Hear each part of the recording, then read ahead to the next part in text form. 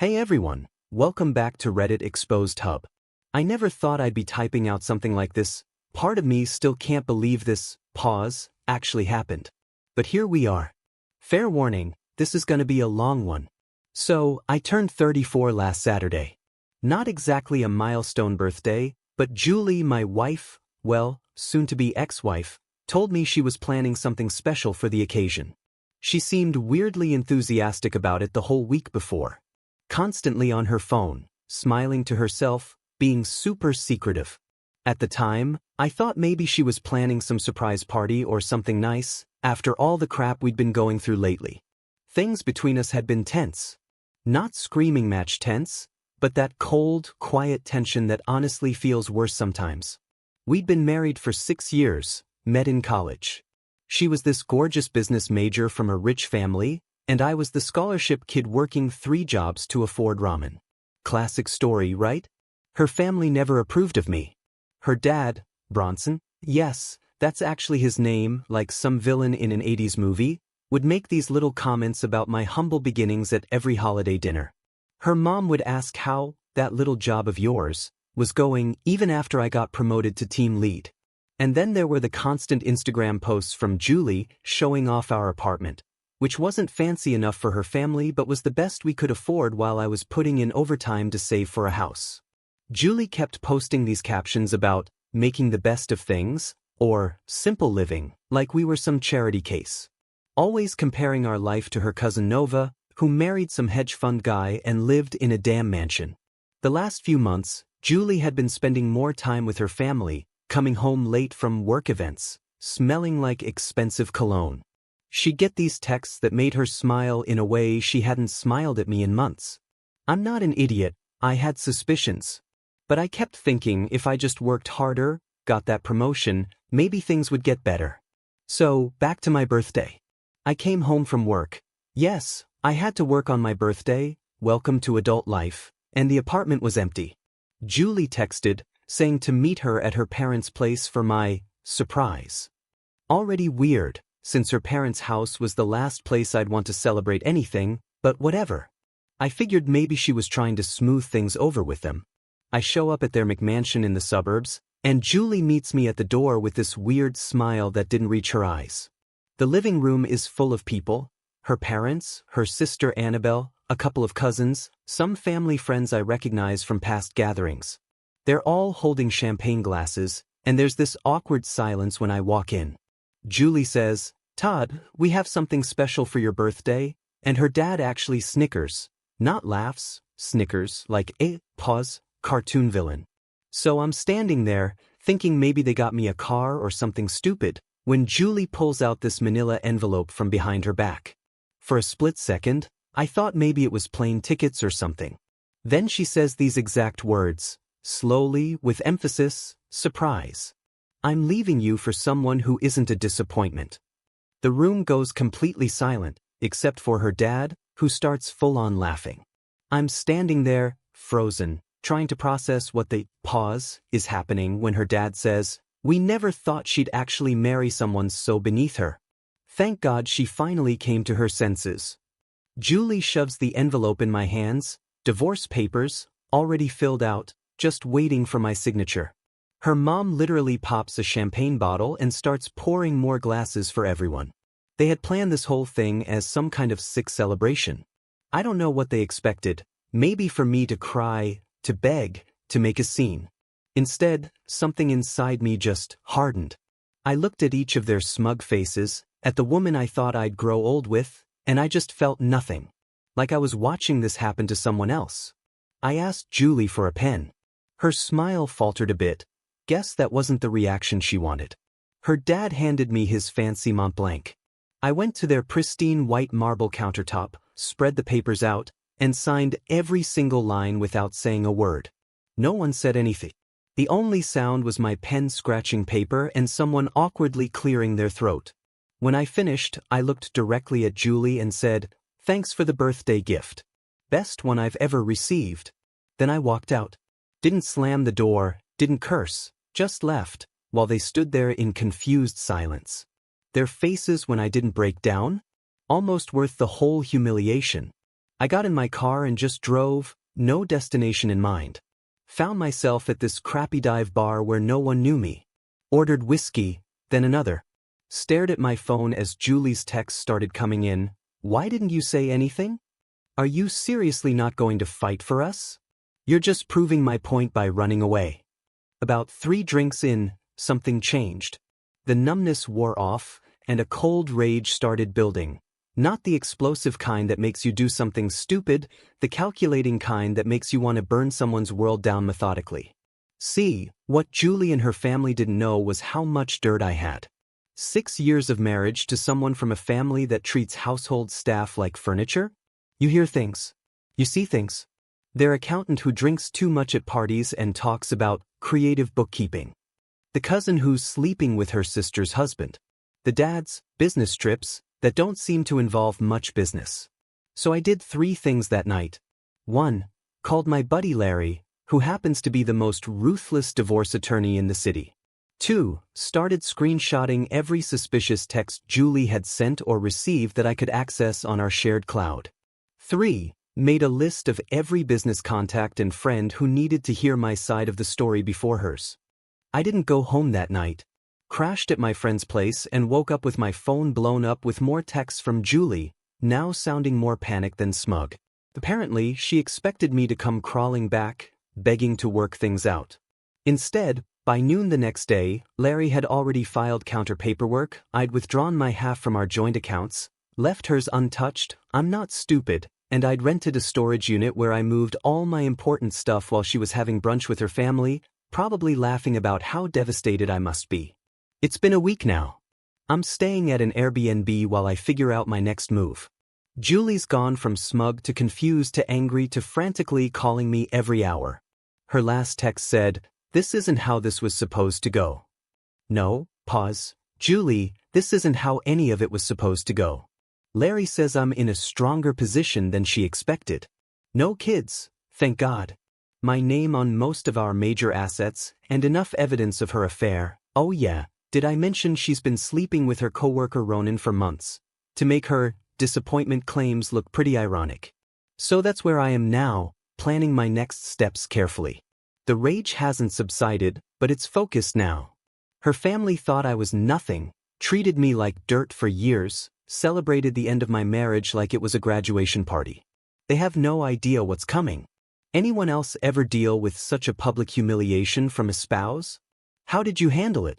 Because right now, I'm walking the line between taking the high road and scorched earth, and I'll be honest, scorched earth is looking tempting. Pause for transition. Update. Focus, you guys. First of all, I was not expecting my original post on Reddit Exposed Hub to blow up like that. RIP my inbox.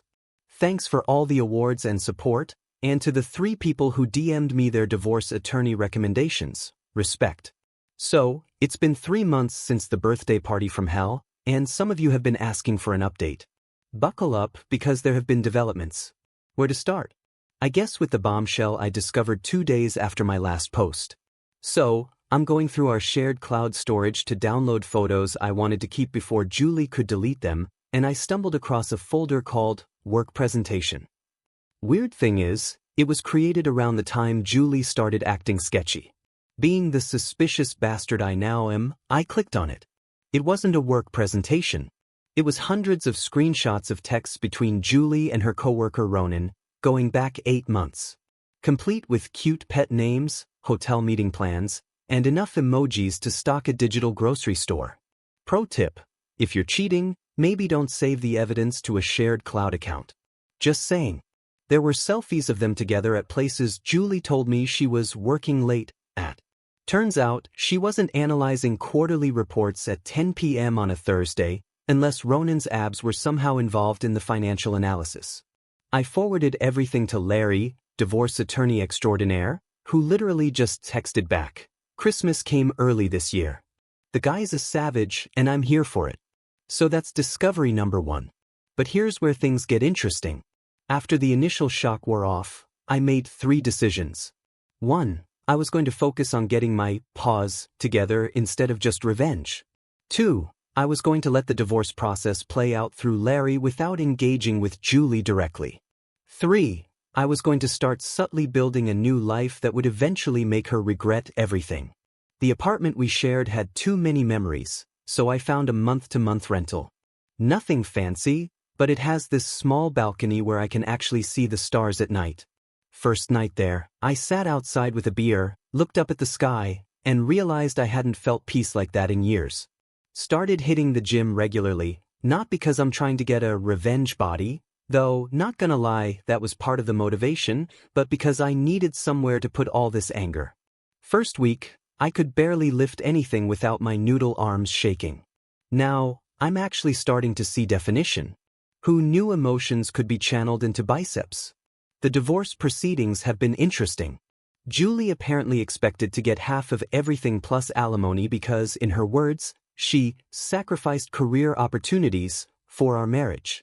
Larry actually laughed when he heard this. Turns out, those sacrificed opportunities are hard to prove when you've been spending your work hours sending dirty texts to your coworker instead of, working. The affair evidence was our ace. Julie's family had always positioned themselves as these perfect, upstanding community pillars. Her dad, Bronson, is always posting on LinkedIn about family values and integrity in business.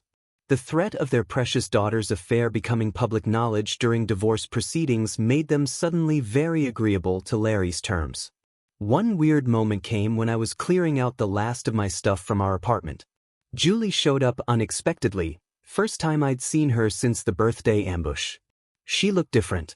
Hair all messy, wearing sweatpants, which she never did before.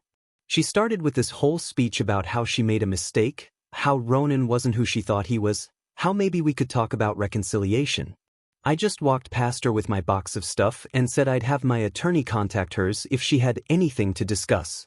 The look on her face, like she genuinely couldn't comprehend that I wasn't falling to my knees with gratitude for this second chance, was honestly priceless. So here's where things stand now. The divorce is almost finalized, no alimony, thanks to the affair evidence. We're selling the apartment and splitting proceeds, though I let her keep most of the furniture since I'm starting fresh. I've reconnected with old friends Julie always hated. Remember my buddy Mike, who she said was a bad influence because he once brought grocery store wine to dinner instead of something fancy? Turns out he's still the same solid dude he always was, and now we hang out weekly for game nights. I started that business idea Julie always laughed at. Nothing huge, just customizing vintage furniture, something I always liked doing but Julie thought was tacky. Made my first sale on Etsy last week. The profit was like $27 after expenses, but damn, it felt good. Here's where it gets juicy. Julie's family business, high-end real estate development, has hit some snags lately. Apparently, they had this big commercial project that lost its main investor. This happened right after I had lunch with my old college roommate, who, plot twist, now works for that investor company. Did I mention anything specific about Julie's family during lunch? Nope. Did I accept his LinkedIn connection request afterward? Absolutely. Julie's sister Annabelle reached out to me last week. She was always the only decent one in that family. Said Julie has been a complete wreck and Ronan dumped her after her dad tried to get him a better position at their company. Apparently, Ronan was only interested in Julie for her family connections. Shocked Pikachu face. Julie's Instagram has gone from daily posts about her #blessed life to complete radio silence. Meanwhile, I've been posting occasional updates, hiking trips, furniture projects, nights out with friends. Nothing flashy, just me living a normal, happy life. Her best friend accidentally liked one of my photos at 2 a.m., then quickly unliked it, so I know they're watching. Last night was what would have been our anniversary. I was sitting on my balcony, scrolling through Twitter, feeling pretty okay, actually, when my phone lit up with a text from Julie. I know you probably hate me, but I can't stop thinking about where we would be if I hadn't ruined everything. I miss your terrible jokes and the way you always made coffee for both of us, even when we were fighting. The apartment feels so empty now. Ronan was a mistake. My family was wrong. I was wrong. Please, can we just talk? I'm not above begging at this point. I stared at that text for a full hour. Typed and deleted about 15 different responses. In the end, I just put my phone down and went to bed without replying. The thing is, 3 months ago, I would have given anything to get a text like that from her. But I'm not even sure what I want anymore. The anger is still there, but it's different now, less consuming. This morning, I woke up to find she'd sent 5 more messages overnight, each more desperate than the last. The final one just said, "I'm parked outside your building. Please come down." I looked out my window, and sure enough, there was her white Audi in the visitor parking. She was just sitting there looking up at the building. I closed the blinds and made coffee. What would you do? Part of me wants to hear what she has to say. Another part thinks opening that door, even a crack, would undo all the progress I've made. And a small, petty part that I'm not proud of wants her to feel exactly what I felt that day at her parents' house. Life is weird, man. 3 months ago, I thought my world was ending. Now, I'm actually starting to think whatever comes next might be better than what I had before. Pause for transition. Final update. I never expected to be writing a third update to this saga on Reddit Exposed Hub, but life keeps throwing curveballs. For those just tuning in, check my post history for the full backstory.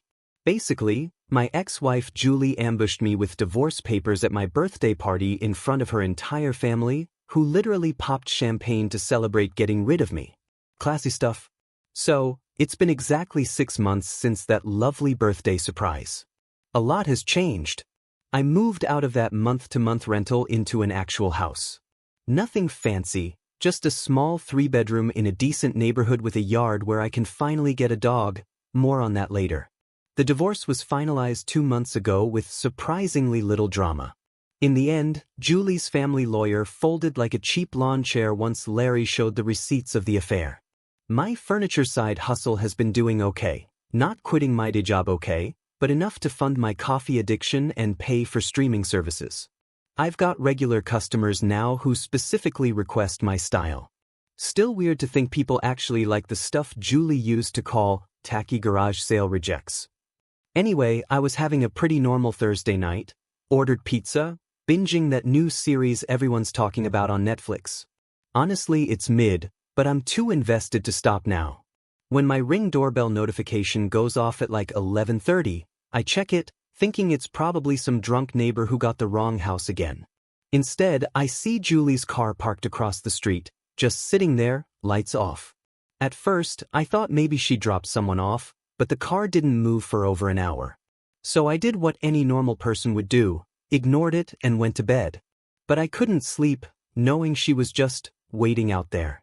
Around 1 a.m., I checked the camera again, and her car was still there. That's when my phone started blowing up with texts. "Todd, please, I know you're home. I just need 5 minutes.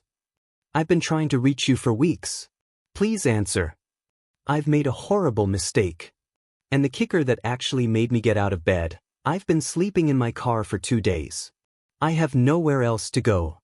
I went to the window, and sure enough, I could see her reclined in the driver's seat of her Audi, the same car her daddy bought her for her 25th birthday that she once told me was entry-level, even though it cost more than I made in 6 months. I debated what to do. Part of me, the petty part, wanted to just close the blinds and let her enjoy her car camping experience. But I'm not actually a monster, so I threw on sweats and a hoodie and went outside.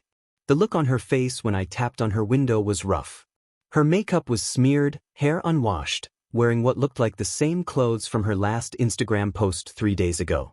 She scrambled to unlock the door, almost falling out in her rush to talk to me. First thing I noticed was the smell, not BO, but that stale fast food and desperation smell you get from living in your car. Second thing I noticed was she'd lost weight. Like a lot. Julie was always thin, but now she looked almost gaunt. She started rambling immediately, half crying, half talking. It took a minute to make sense of what she was saying. Apparently, Ronan, a fair guy, wasn't just sleeping with her, he was also funneling information about her family's business to competitors. Once Julie's dad found out, he fired Ronan, who promptly dumped Julie and disappeared with a bunch of confidential info. But it gets better. Julie, in her infinite wisdom, had been covering for Ronan at work, changing reports to make his numbers look better because she was in love. When everything came to light, Daddy Dearest finally had enough and cut her off completely. No more job at the family business, no more allowance, no more paid apartment. She'd been couch surfing with friends for weeks but had burned through everyone's goodwill. Her last roommate kicked her out for not paying rent, which is how she ended up sleeping in her car outside my house as a last resort. I couldn't help but ask why she didn't go to her parents' McMansion.